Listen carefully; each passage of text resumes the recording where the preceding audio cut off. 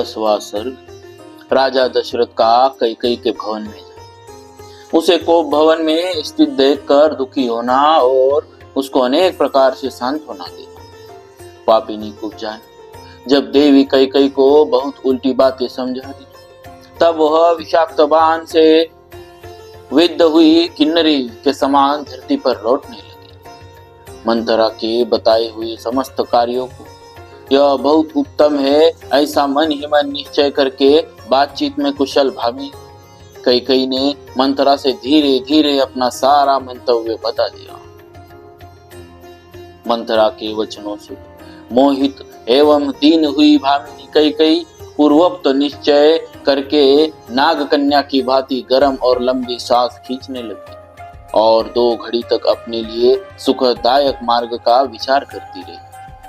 और वह मंथरा जो कैकेयी का हित चाहने वाली सुहृद थी और उसी के मनोरथ को सिद्ध करने की अभिलाषा रखती थी, कैकेयी के उस निश्चय को सुनकर बहुत प्रसन्न हुई, मानो उसे कोई बहुत बड़ी सिद्धि मिल गई। तदनंतर रोष में भरी हुई देवी कैकेयी अपने कर्तव्य का भली भांति निश्चय कर मुखमंडल में स्थित भावों को टेढ़ी करके धरती पर सो गई। और क्या करती, अबला ही तो थी।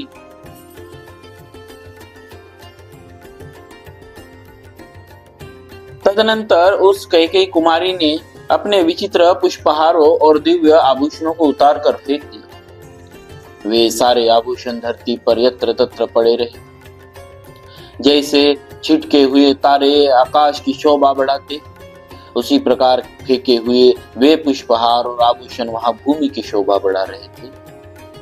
मलिन वस्त्र पहनकर और सारे केशों को दृढ़ता पूर्वक एक ही वेणी में बांधकर कोप भवन में पड़ी हुई कैकेयी बलहीन अथवा अचेत हुई किन्नरी के समान जान पड़ती थी।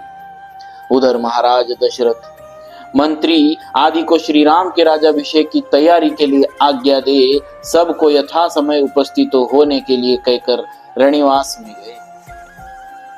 उन्होंने सोचा, आज ही श्री राम के अभिषेक की बात प्रसिद्ध की गई, इसीलिए यह समाचार अभी किसी रानी को नहीं मालूम हुआ होगा। ऐसा विचार कर जितेंद्रिय राजा दशरथ ने अपनी प्यारी रानी को यह प्रिय संवाद सुनाने के लिए अंतःपुर में प्रवेश किया।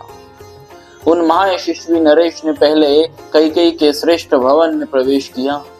मानो श्वेत बादलों से युक्त राहु युक्त आकाश में चंद्रमा ने पदार्पण किया। उस भवन में तोते, मोर, क्रौंच और हंस आदि पक्षी कलरव कर रहे थे। वहां वाद्यों का मधुर घोष गूंज रहा था। बहुत सी कुब्जा और भवनी दासियां भरी हुई थी।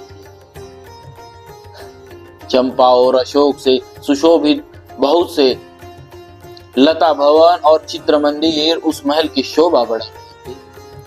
हाथी दांत, चांदी और सोने की बनी हुई वेदियों से संयुक्त उस भवन को नित्य फूलने फलने वाले वृक्ष और बहुत सी बावड़ियां सुशोभित कर रही थी। उसमें हाथी दांत, चांदी और सोने के बने हुए उत्तम सिंहासन रखे गए थे।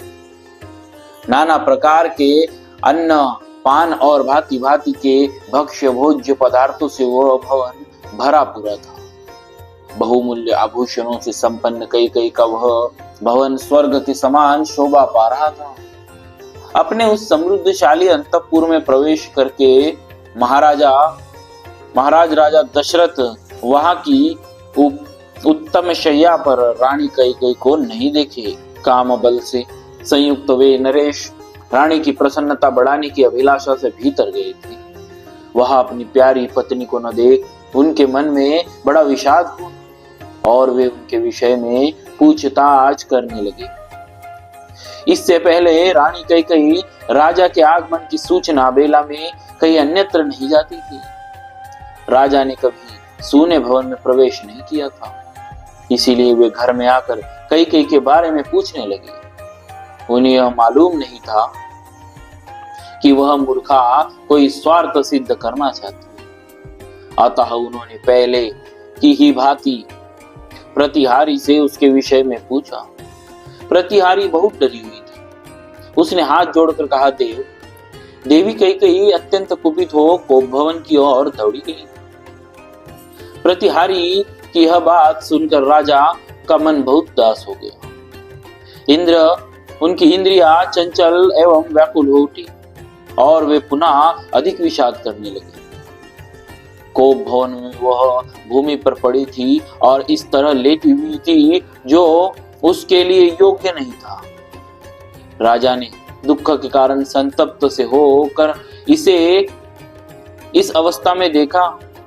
राजा बूढ़े थे और उनकी वह पत्नी तरुणी थी, अतः वे उसे प्राणों से भी बढ़कर मानते थे। राजा के मन में कोई पाप नहीं था, परंतु कैकेयी अपने मन में पाप पूर्ण संकल्प लिए हुए थी।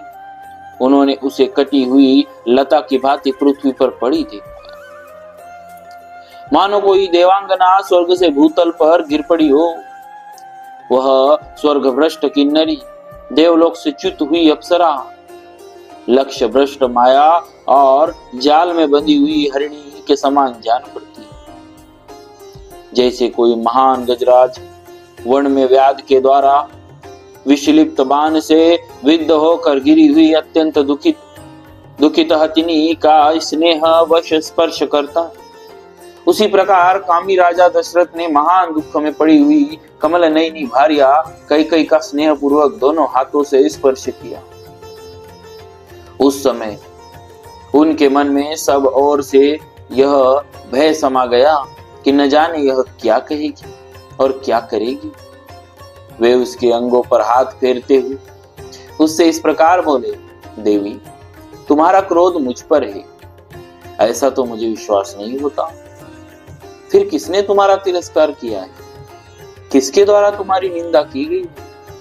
कल्याणी, तुम जो इस तरह मुझे दुख देने के लिए धूल में लौट रही हो, इसका क्या कारण है?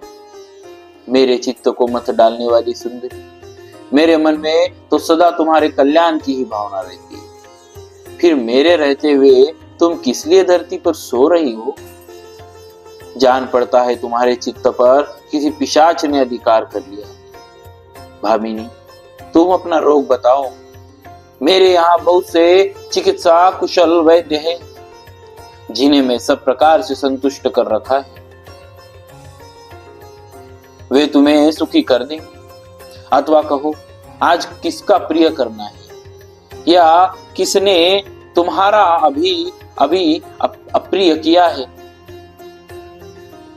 तुम्हारे किस उपकारी को आज मैं प्रिय मनोरथ प्राप्त हो, अथवा किस अपकारी को अत्यंत अप्रिय कठोर दंड दिया जाए। देवी, तुम न रो, अपनी देह को न सुखाओ। आज तुम्हारी इच्छा के अनुसार किस अवध्य का वध किया जाए, अथवा किस प्राण दंड पाने योग्य अपराधी को भी मुक्त कर दिया जाए, किस दरिद्र को धनवान और किस धनवान को कंगाल बना दिया जाए। मैं और मेरे सभी सेवक तुम्हारी आज्ञा के अधीन है। तुम्हारे किसी भी मनोरथ को मैं भंग नहीं कर सकता, उसे पूरा करके ही रहूंगा, चाहे उसके लिए मुझे अपने प्राण क्यों न देने पड़े। अतः तुम्हारे मन में जो कुछ हो उसे स्पष्ट कहो। अपने बल को जानते हुए भी तुम्हें मुझ पर संदेह नहीं करना चाहिए। मैं अपने सत्कर्मों की शपथ खाकर कहता हूँ, जिससे तुम्हें प्रसन्नता हो वही करूंगा। जहां तक सूर्य का चक्र घूमता है, वहां तक सारी पृथ्वी मेरे अधिकार में। द्रविड़, सिंधु, सौवीर, सौराष्ट्र, दक्षिण भारत के सारे प्रदेश तथा अंगवंग, मगध, मत्स्य, काशी और कौशल, इन सभी समृद्धशाली देशों पर मेरा आधिपत्य है।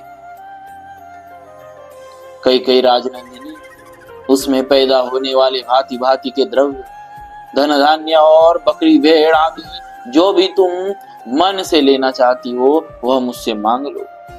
भीरू, इतना क्लेश उठाने प्रयास करने की क्या आवश्यकता है? शोभने, उठो कैकेयी, ठीक ठीक बताओ, तुम्हें किससे कौन सा भय प्राप्त हुआ है? जैसे अंशुमाली सूर्य कोहरा दूर कर देते हैं, उसी प्रकार मैं तुम्हारे साथ भय का सर्वथा निवारण कर दूंगा। राजा के ऐसा कहने पर कैकेयी को कुछ सांत्वना मिली। अब उसे अपने स्वामी से वह अप्रिय बात कहने की इच्छा हुई। उसने पति को और अधिक पीड़ा देने की तैयारी की। इस प्रकार श्री वाल्मीकि निर्मित आर्ष रामायण आदि काव्य के बाल अयोध्या कांड में 10वां सर्ग पूरा हुआ। बोलिए श्री सीताराम महाराज की जय। भक्तवत्सल भगवान की